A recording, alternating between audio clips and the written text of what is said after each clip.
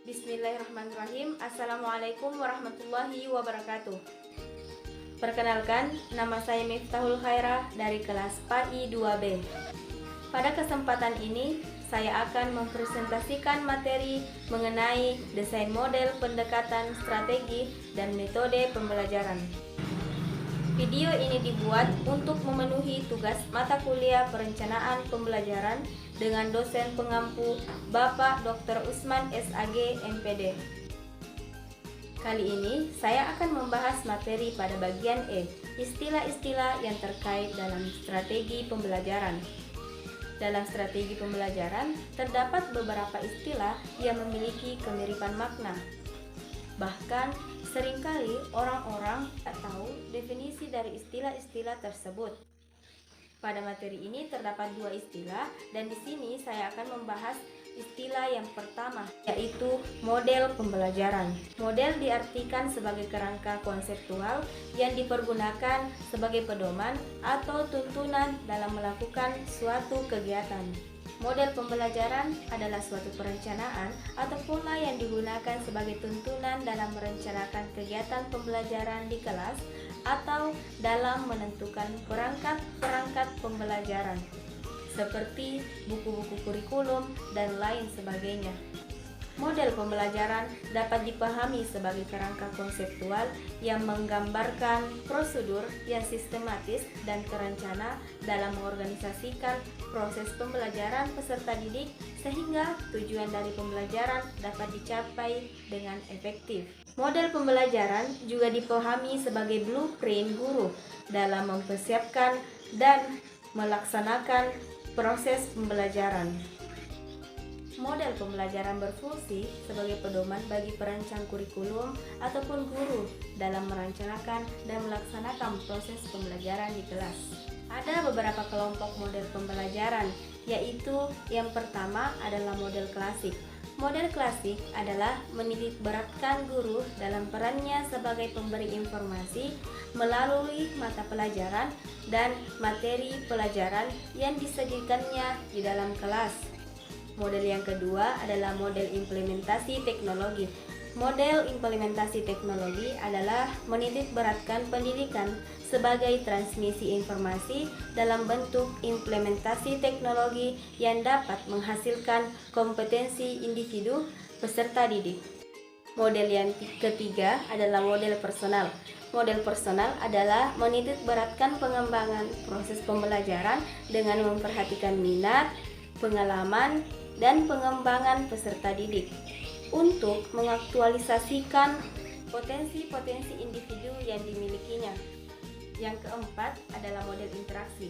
Model interaksi adalah menitikberatkan pola independensi antara guru dan peserta didik sehingga tercipta komunikasi biologis di dalam proses pembelajaran. Model yang kelima adalah model pengembangan. Model pengembangan adalah menitikberatkan pada pengembangan kreativitas, dan independensi peserta didik. Yang keenam, model proses kelompok.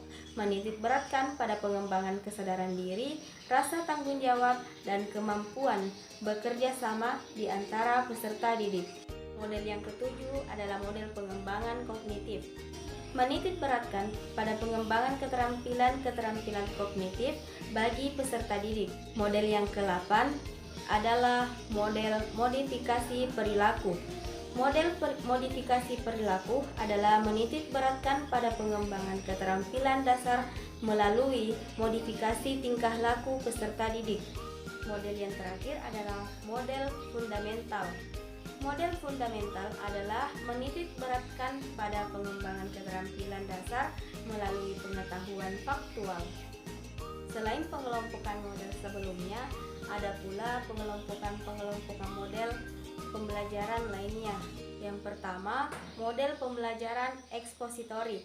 Ekspositori strategi ini adalah strategi pembelajaran yang menitikberatkan pada proses penyampaian materi secara verbal dari guru kepada peserta didiknya. Tujuan dari strategi yang menerapkan penyampaian materi secara verbal ini agar peserta didik mampu menguasai materi pelajaran dari guru sehingga mampu membawa hasil positif, yaitu prestasi. Model yang kedua adalah model pembelajaran konseptual. Model pembelajaran konseptual ini adalah pembelajaran yang bertujuan untuk membangun inisiatif individu, kemandirian, dan peningkatan diri untuk membantu siswa agar memahami dan menguasai materi pembelajaran, strategi beserta pemecahan masalah. Model yang ketiga adalah model pembelajaran mencari dan bermakna, yaitu dalam prosesnya siswa memberi tugas atau masalah yang harus diselesaikan sendiri dalam jangka waktu tertentu. Model yang keempat adalah model pembelajaran berbasis pengalaman. Maksudnya adalah guru dominan dalam pembelajaran berbasis pengalaman. Guru menyuruh siswa melakukan, guru bertanya, siswa menjawab.